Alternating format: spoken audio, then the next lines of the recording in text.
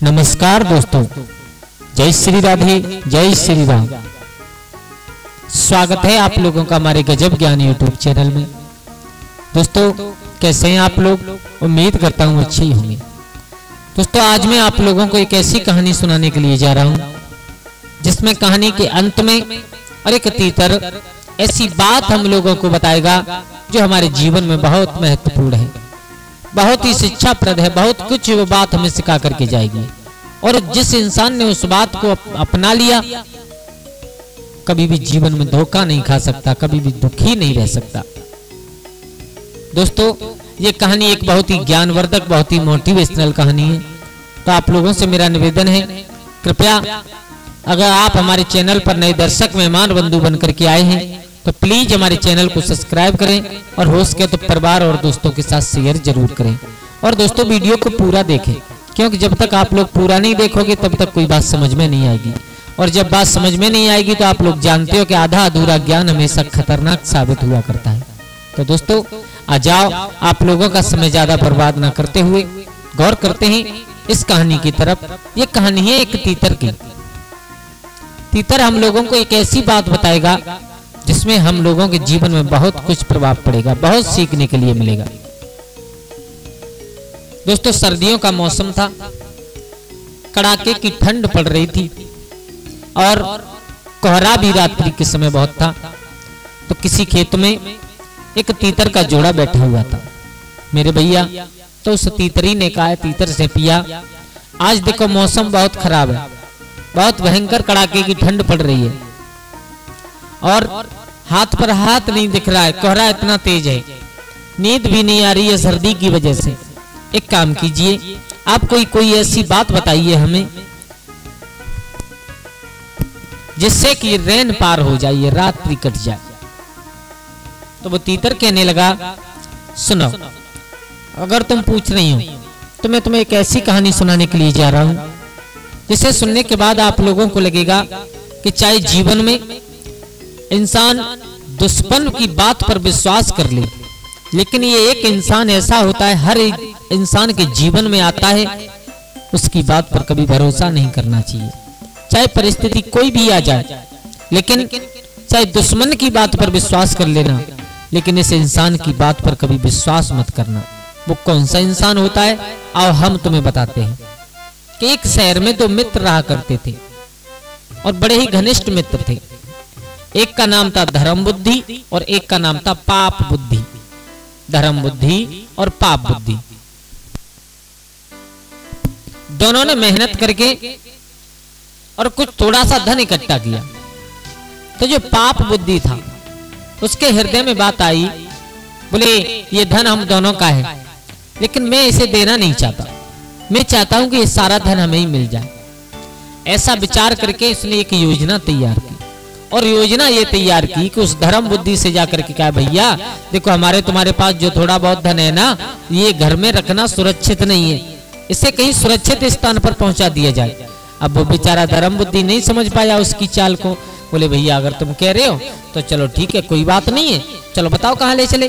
तो मेरे भैया वो पाप बुद्धि और धर्म बुद्धि दोनों और उस अपने माल को लेकर के, अपने उस थोड़ा बहुत जो खजाना था उस धन को लेकर के एक जंगल में गए।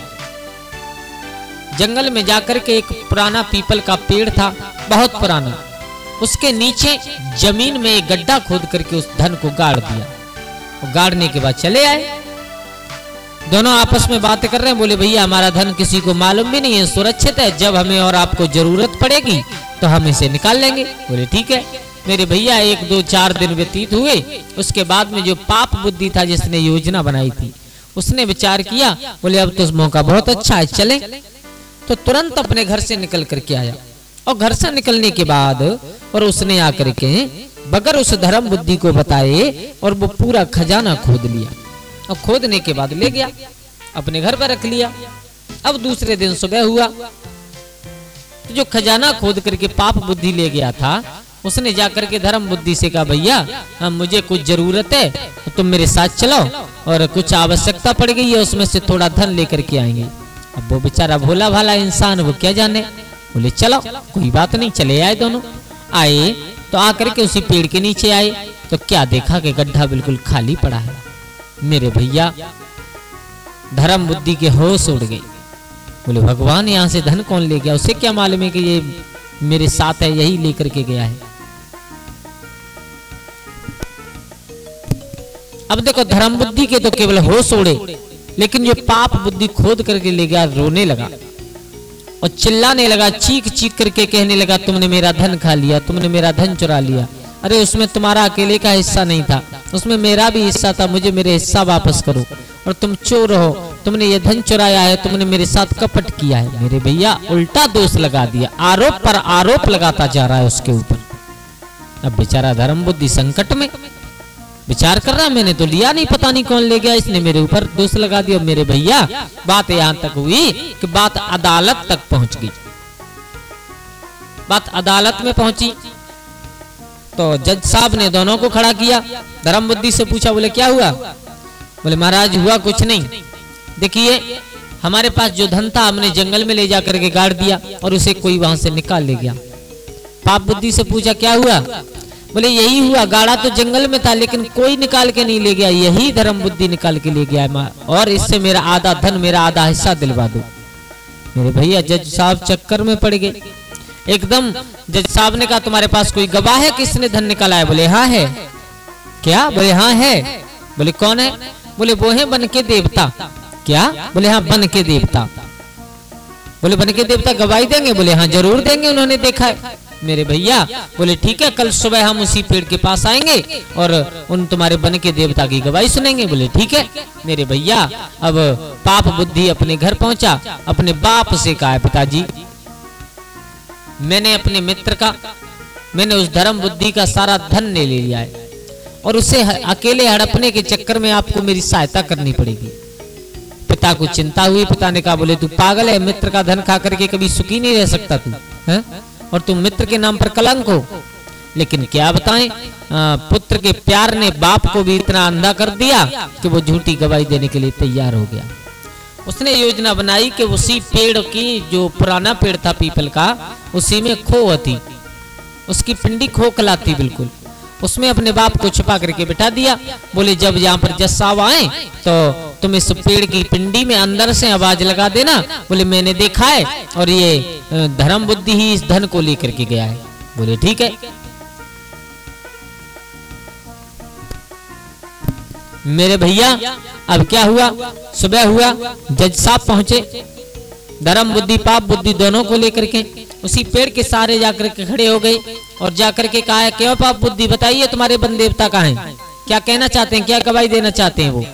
उसी समय पेड़ के अंदर से आवाज आई, जज साहब आपके सामने जो पाप बुद्धि कह रहा है बिल्कुल सच बात है, मैंने अपनी आंखों से देखा है कि ये धर्म बुद्धि ही धन को निकाल करके ले गया है। मेरे भैया बेचारे धर्म बुद्धि के ऊपर पूरा दोष थोप दिया गया झूठा। अब एकदम जज साहब बड़े चतुर थे और आप लोग जानते हो जब इंसान पढ़ाई लिखाई करके बहुत मेहनत करने के बाद, बहुत विद्वान होने के बाद ही जज बनते हैं। जज साहब बहुत विद्वान थे, उन्होंने कहा अच्छा चलो ठीक है, तुमने देखा था? बोले हाँ देखा था। बोले कौन ले गया? बोले ये धर्म बुद्धि ले गया है। बोले बिल्कुल झूठ तो नहीं बोल रहे? बोले हम काहे को झूठ बोलेंगे, हम बिल्कुल झूठ नहीं बोल रहे। तो बोले जज साहब बोले अच्छा ठीक है। धर्म बुद्धि से कहा लाला अब तुम पूरी तरह दोषी साबित हो चुके हो, तुम्हें इसका आधा धन लौटाना पड़ेगा और तुम दोषी भी होगे, तुम्हें सजा भी हो सकती है। अच्छा एक काम करो, चलो ठीक है तुम दोषी हो, इसका धन लौटा देना, लेकिन एक काम कीजिए। बोले क्या? बोले ये पेड़ बहुत पुराना है और ये किसी दिन गिर जाएगा, किसी को चोट लग जाएगी। बोले एक काम करो, इसकी जो पिंडी अंदर से खाली है ना, इसमें थोड़ी घास फूस भरो और इसमें तेल डाल करके आग दे दो। क्या? बोले हाँ। मेरे भैया धर्म बुद्धि भी इशारा समझ गए, तो घास फूस भर के और मिट्टी का तेल डाल करके जैसे ही उसमें आग देना चाहा, आग लगाई। आग की लपटों से जब उस पाप बुद्धि का पिता जला, तुरंत निकल करके भागा और आकर के जज साहब के जो साथ में थे सैनिक, उन्होंने पकड़ लिया और पकड़ा। बोले तुम अवाज दे रहे थे? बोले हाँ। बोले तुम अपने चोर बेटा की गवाही दे रहे थे? बोले हाँ। बोले क्यों? बोले इसके प्यार में हम इतने अंधे हो चुके थे, अपने बेटा के प्यार में, कि मैंने झूठ बोल दिया और ये बिल्कुल झूठ है। ये धन लेकर के गया है, ये पाप बुद्धि ही ले गया है। बाप ने सच सच बता दिया। मेरे भैया पाप बुद्धि को पकड़ करके सजा हो गई, जज साहब ने पकड़वा लिया। वो तीतर समझा रहा है तीतरी को, प्यारी आदमी को चाहे दुश्मन के ऊपर भरोसा कर लेना चाहिए, लेकिन कभी भी कपटी मित्र के ऊपर भरोसा कभी नहीं करना चाहिए। अगर किसी को मित्र बनाओ तो सबसे पहले ये जांच करो ये कपटी है या नहीं है। लेकिन आजकल संसार में अपने लालच बस, अपने मतलब बस मित्रता इंसान सबसे ज्यादा करता है। तो दोस्तों, चाहे इंसान किसी भी परिस्थिति में आ जाए, चाहे संकट कोई भी झेलना पड़े, चाहे दुश्मन से हाथ मिलाना पड़े, दुश्मन की बात पर विश्वास कर लेना, लेकिन कपटी मित्र से भगवान बचाए, क्योंकि कपटी मित्र इंसान को बहुत गहरे की तरफ ले जाया करता है। दोस्तों, कैसी लगी आप लोगों को हमारी ये कहानी? अगर अच्छी लगी हो तो प्लीज हमारे चैनल गजब ज्ञान यूट्यूब चैनल को सब्सक्राइब करें, और हो सके तो अपने परिवार और दोस्तों के साथ में शेयर करें। आज के लिए बस इतना ही। कल फिर मिलते हैं किसी एक नई कहानी, एक नई चर्चा के साथ। तब तक के लिए सभी लोग आनंदित रहिए, खुश रहिए। जय श्री राधे, जय श्री राम।